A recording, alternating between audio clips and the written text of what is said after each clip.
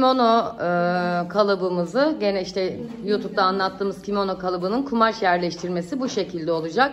Çiften kumaş şu an 1,5 metreden gidecek gibi yapıyoruz biz. Şöyle göstereyim. Arkası kumaş katında, kolunu biraz Feyzan Hanım uzatmış kendi kalıbına göre. Biraz boyunda hiç oynama yapmamış. Çok uzun bir kimono istemiyoruz. Birebir ölçülerde 1,5 metreden bu şekilde kimonomuzu biz çıkartıyoruz.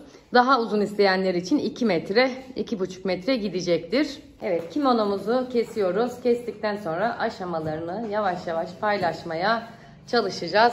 Kumaşımız ince tül bir kumaş. Birazdan kumaştan da size bahsedeceğim. Şöyle bu tür kumaşlardan da yapabiliriz. Bu parayo kimonosu olacak. Öyle söyleyeyim. Söylediğimiz gibi boyu çok uzun istemedik. Kolları uzattık. Mayo ve bikini üzerine giymek için tasarlıyoruz şu an. Kolay gelsin Feyzan Hanım. Hayırlısı olsun. Şimdi aslında bu kumaş özelliğinde verev bant kesmemiz gerekiyor ama kumaşımızın ederi bu. Oluşu bu. O yüzden şu kalan parçalardan birbirine ekleyerek bir bant yapacağız. Banta kumaşınız yetmiyorsa püskül yapabilirsiniz, harç yapabilirsiniz. Çeşitli seçeneklerde sunuyoruz. Söylediğim gibi birazdan ne yapacağız onu da söyleyeyim size. Yan dikişlerini ve omuz dikişlerini birleştireceğiz overlockla. Daha sonra ara ütüsünü yapacağız kumaşımızın. Bantlarını tasarlayacağız. Etek ucu, kol ucu ve kimonomuz bitecek. Bu kadar basit. Kimono dikmek gayet kolay, son derece pratik bir iştir. Bu bizim verdiğimiz kimono kalıbı. Bugün eğer yetiştirebilirsek veya yarın Burada dergisinden de bir kimono kalıbı çıkardık. Onun da kesimini ve dikim aşamalarını anlatmaya gayret edeceğim inşallah. Evet, şimdi iğneleme yapacağız. Kimonoyu birleştirirken overlockla birleştireceğiz. Sadece omuzlara ve yan dikişlere overlockla birleştirme yapacağız. Yakaya overlock çekmiyoruz. Çünkü bant çalışacağız veya fisto yapacağız veya fır şerit neyse işte. Ondan sonra o yüzden öyle yerlere ne dikerseniz dikin. Eğer pervaz, biye, şu bu yapacaksanız overlock çekmeyin ki içeride kalınlık yapmasın. Şöyle gösterelim yeniden. Evet. Kumaş yerleştirirken ve birleştirirken şu an Feyzan Hanım çok doğru bir teknik uyguluyor. Parçanın bütününü masanın üzerine tamamen serdikten sonra ve yukarıdan aşağıya, yakadan kol ucuna, omuzdan eteğe, belden paçaya gibi kurallarımız var. Onları yapıyorsunuz ve şu an bakın her şeyini yerleştirdi, baktı, kontrol ediyor. Ondan sonra iğneleyecek. Genelde ne yapıyorlar? Dikişe yeni başlayanlar bunu alıyor eline havada ya da oturduğu yerden hiç böyle düzeltmeden başlıyor iğnelemeye. Yamuk oluyor, kumaş kayıyor, düz boy ipliği kayıyor falan. Evet, iğneleyebiliriz. Birkaç iğne takacağız ve birleştirmelerini overlockla yapacağız. Yani şunu söylemeye çalışıyorum. Bozmak istemiyorum şu an ama şunu elinize alıp da masanın yukarısından iğnelemeyeceksiniz. Aynen bu şekilde. Masanın üzerinde ve bütün parçalarını bütün olarak görerek yapacaksınız. Birkaç overlock denemesi de yaptık burada. Feyzan Hanım yaptı. En uygun ayarı şöyle bir kumaş parçasına seçiyorsunuz. Hangisinde karar verirseniz onu yapıyorsunuz. Yani mutlaka kumaşınıza göre düz dikiş makinesini veya overlock makinesinin ayarını yapın. Daha önce de söylemiştim. Diyelim ki geceden bıraktığınız dikiş dikmeyi sabah oldu. Oturduğunuz makinenin başında. Onda bile yeniden bir deneme parçasına, yani deneme parçanız işiniz bitene kadar makinalarınızın yanında olsun. Her seferinde dikişi kontrol ederek makine dikişini veya overlock dikişini yapmanızı öneriyorum ısrarla. Makineye rahat girsin, overlock'a rahat girsin diye de iğneleri biraz uzaktan ve dikine takıyoruz. Burada da aynı şeyi yapacağız. Tekrar ediyorum. Yakaya overlock çekmeyeceğiz. Yan dikişleri ve omuzları overlockla birleştireceğiz. Etek ucuna ve kol ağzına eğer bant yapmayacaksak overlock çekeceğiz. Bant yapacaksak kol ağzına da overlock çekmeyeceğiz. Ona şimdi birazdan kumaşımız ne verir bilmiyoruz. Çünkü 1,5 metre kumaşımız vardı. Kalanımız da şu. Verev büyük ihtimalle çıkmayacak ama çıkarmaya çalışacağız. Çıkmazsa da düzden bir bant yapmaya çalışacağız. Çıkarsa kol ağzına da yapacağız. Boyunu uzatmak isteyenler, diyelim kumaş yetmiyor. Kumaşınızı kesiyorsunuz. Kimonoya boyu yetmiyor ama farklı yerlerinden artıyorsa etek ucuna da bant yaparak bantla uzatabilirsiniz. Demokrasilerde çare tükenmez. Dikişte hiç tükenmez. Yeter ki çok dönülmez hatalar yapmayın. Dönülmez akşamın ufkunda kalmayın. Evet, Feyzan Hanım overlocklarını çekmeye başladı. Makinesini ayarladı. Renklerimizi bulduk. Şimdi overlockla birleştirecek ve ütümüzü yapacağız.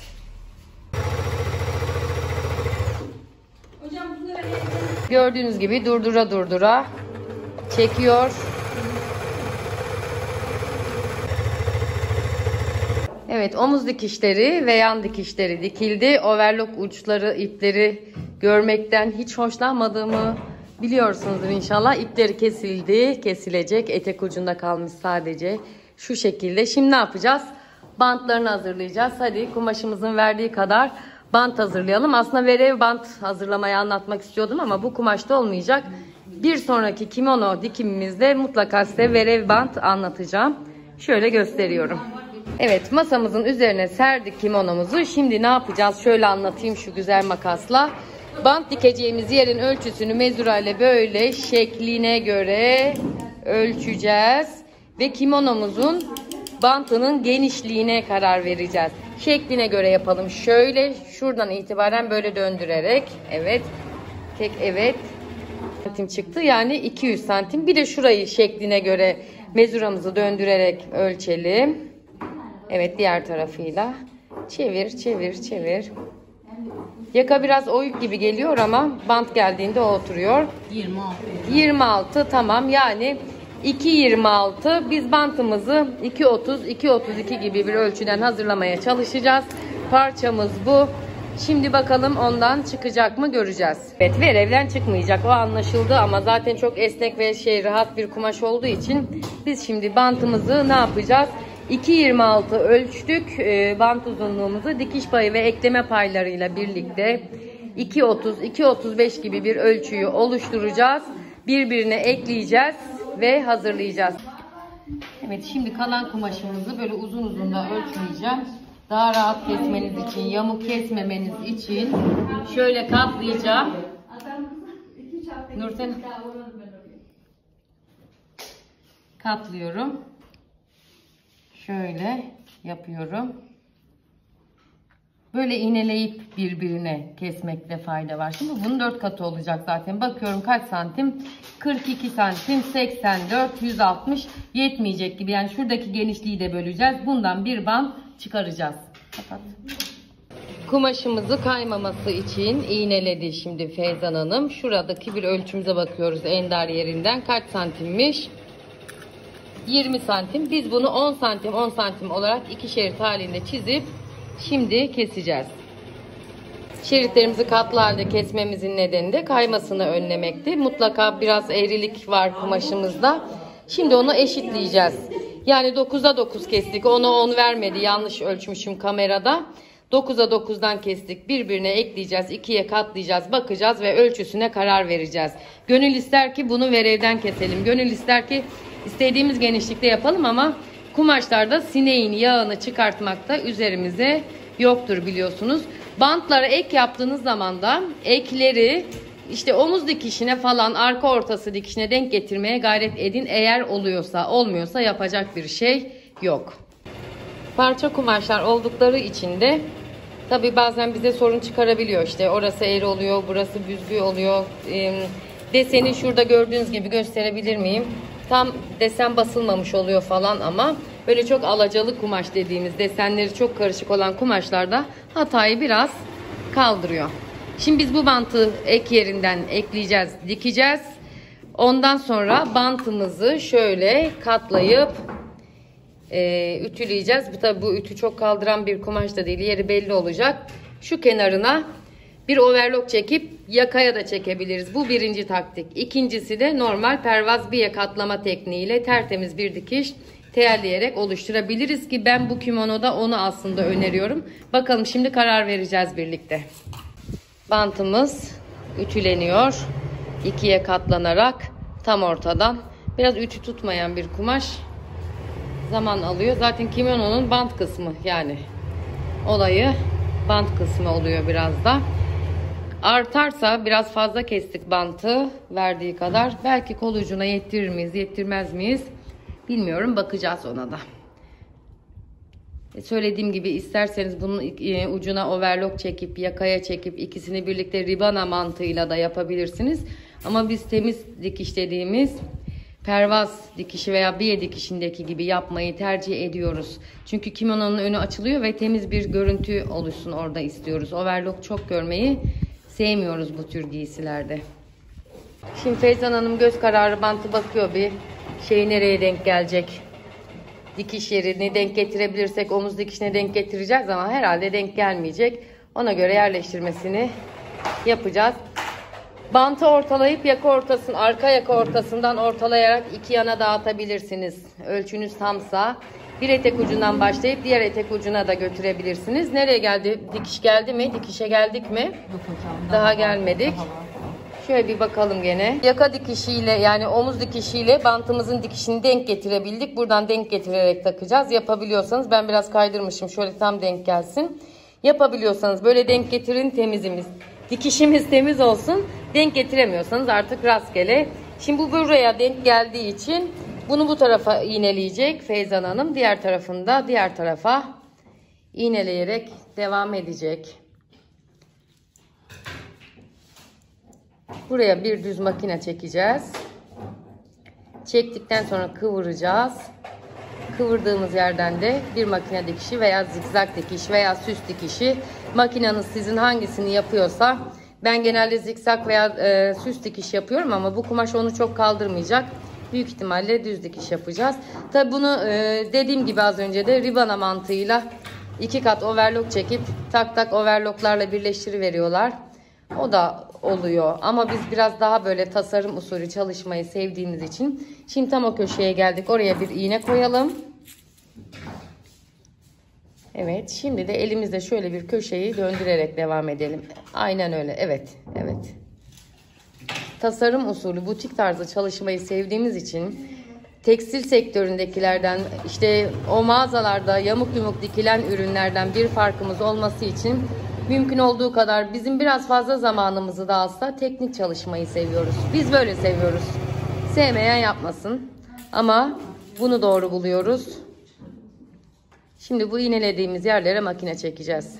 Bizim sınıf olarak gözümüz görmediği için telefonlarım, ışığı, yakın gözlüklerimiz ve minimum malzemelerimizle iğnemizi takıyoruz. Şimdi bu kumaşa göre dikiş ayarını yapacak ilk önce Feyzan Hanım. Ondan sonra bantını dikecek. Böyle bir gene deneme parçamız var. Ayarlayacağız. Makinamızı da canlı yayınlarda bahsettiğim emektar makinalarımız bizim çift kat deneme yapıyor gördüğünüz gibi. Makinede deneme dikişi mutlaka çift kat kumaş üzerinde yapılır. Bunu hiçbir zaman unutmayın. Şimdi en doğru dikiş ayarını bulana kadar makinenin ayarlarıyla oynaya hazırlayacak makinesini ve doğru ayara karar verdikten sonra bantlarını dikecek. Evet, şimdi böyle dikildi. Ne yapacağız? Buradan kıvırıyoruz. Makine dikişinin üzerine denk gelen yerine bir tane iğne takıyoruz. Buraya düz dikiş dikebilirsiniz. Çift taraflı, yani buraya kıvırdıktan sonra şu şekilde güzelce teyelleyebilirsiniz. Acemiler teyellesin. Teyelden korkmayın. Hem burayı tutacak şekilde şuraya bir makine dikişi çekebiliriz. Burayı elimizde gizli dikişle tutturabiliriz. Bazen işte gece kıyafetlerinde, abayalarda ve güzel kumaşlarda dikiş gözükmesin diye biz buraya elimizde gizli baskı dikişi de yapıyoruz. Evet, şimdi devam edelim. Bitirdiğimiz zaman buraya düz makine çekelim. Evet, bantlarımız bitti. Etek ucunun ve şimdi kol ağızlarının overlocklarını çekip bitmiş halini paylaşacağız inşallah. Evet, kimonomuz bitti sayılır. Ufak tefek ütü işleri ve dikiş işleri kaldı. Şöyle kollarımızı açalım. Görelim, dönelim.